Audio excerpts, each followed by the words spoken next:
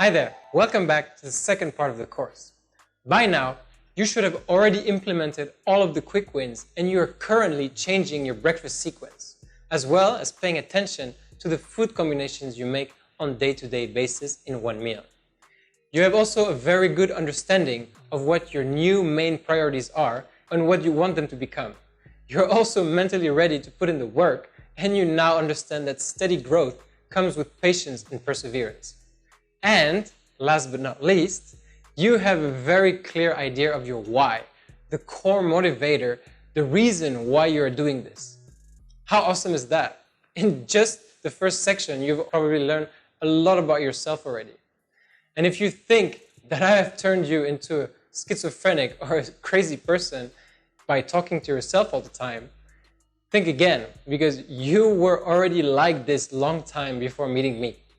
All right, now, before we get started, I would like to set something straight. Because in my years of getting to where I'm now, giving advice to others and coaching other people on how they could improve their health, I've come across a lot of misconceptions and false impressions that people have in regards to change. So in this section, what I really want to do is define delta. As you can see, I'm using the Greek triangular symbol, which signifies incremental change, meaning steady and progressive change. In this section, we will therefore focus on how you approach delta to make you see things a bit differently, as well as give you a few tools that you can use to put your mind at ease in difficult situations. This is going to be challenging, but fun. You'll see. The majority of the time, people have a tendency to give change a bad reputation. Why? Because we humans hate change. We hate it completely. And the reason is because we have a tendency to like what we know rather than doing something that we are not familiar with. We'd prefer to stick to a routine that we know and love rather than taking risks in doing something new and unexplored, right? This is why a lot of people will not change companies or even if they hate their job. They fear that they might fail in their new position or what others might say in their surroundings. To a certain extreme, I've even seen people become fed up of being on vacation at times because they want to go back home to the things they know and love. And the same goes for cultural habits, which are very difficult to change since they are based on the belief of an entire society. Our bodies as well don't like change. Your body, in fact, wants to have a sense of routine. It likes to know that you will wake up or go to bed at the same time, or that you will have breakfast in the same way every single day, or that every time you go shopping, you will buy that same piece of candy you always buy. This is also one of the reasons why people will gain weight on vacation. Of course, you will have a tendency to splurge and eat a bit more than usual. But because your diet suddenly changes and you probably stop doing any exercise for 2 weeks or more, your body gets confused and therefore you tend to gain weight. Deep down inside of us, there's a clock that loves to be calibrated and on time in everything that you do. This is also how your body plans and does everything it does inside of you without even you thinking about it. Working in hospitality, for example, has shown me over the years to what extent people are resistant to change. And as a leader or someone that is more or less employed by the company to make a difference and to make changes, changing something is not often that easy, especially when people have been doing the same thing for years and years on. When bringing up new ideas or new changes, the first response I usually get is, no, we can't do it. Or, no, we don't know how to do it. But what they're actually saying is, no, I don't want to do it. Because people just hate change. And doing something different that they don't know is definitely not what they want to do. This is the reason why I want to give change its credibility back. Even if you twist it or approach it in any other way you want, the bottom line remains the same. Change equals progress or growth. If I had not made all these changes in the hotels I've worked for, well, I'd probably be back in Switzerland in my old shabby situation. Adaptability and being open-minded to change is in fact a trait which is very valuable to have. And someone who is much more open to change automatically adopts an open mind.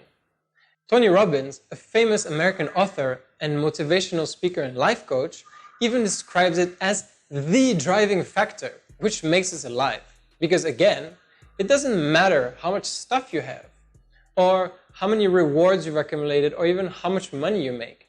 If you're not able to see a growth or change in the things that you do, then you will never be content and satisfied with yourself.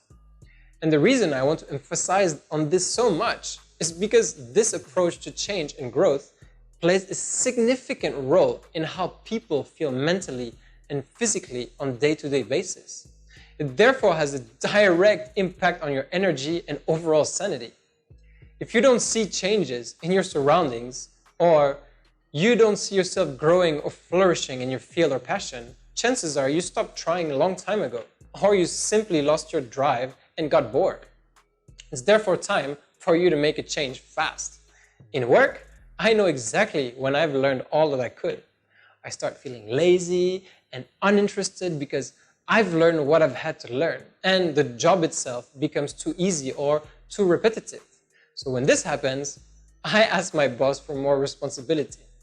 Some people might actually think that I'm crazy for doing this, but honestly, it's the only way to stay interested.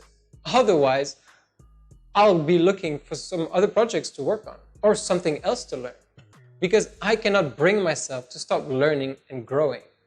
And so should you. Online courses like this one, for example, makes it even easier to assimilate information and grow your knowledge regularly.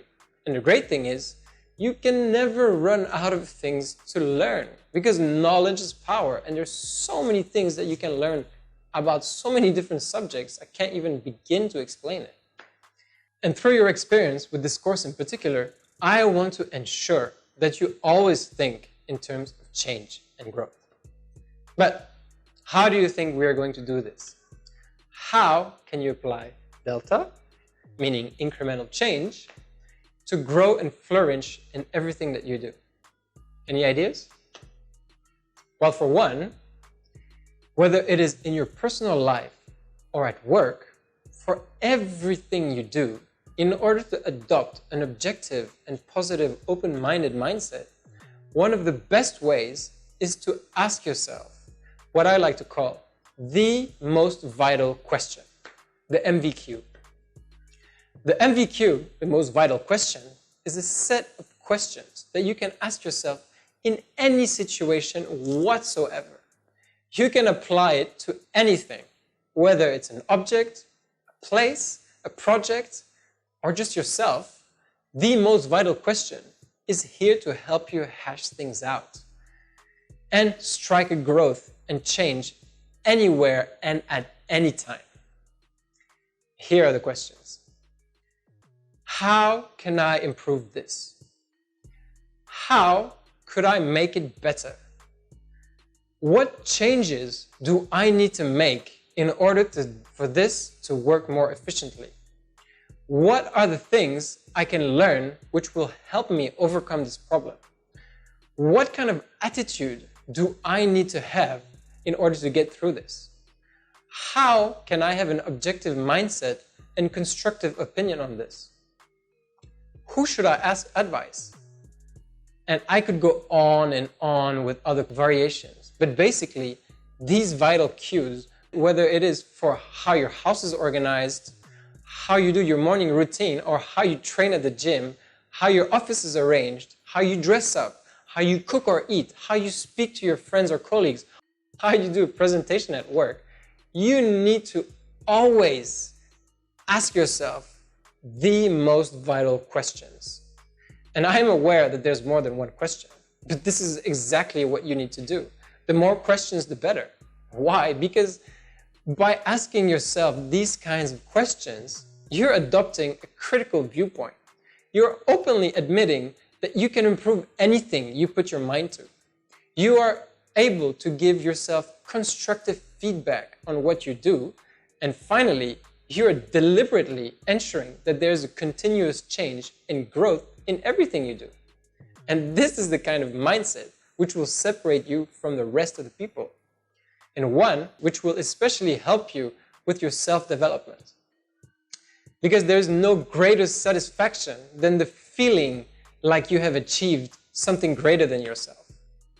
Don't let just things be. And don't accept things to be just good enough.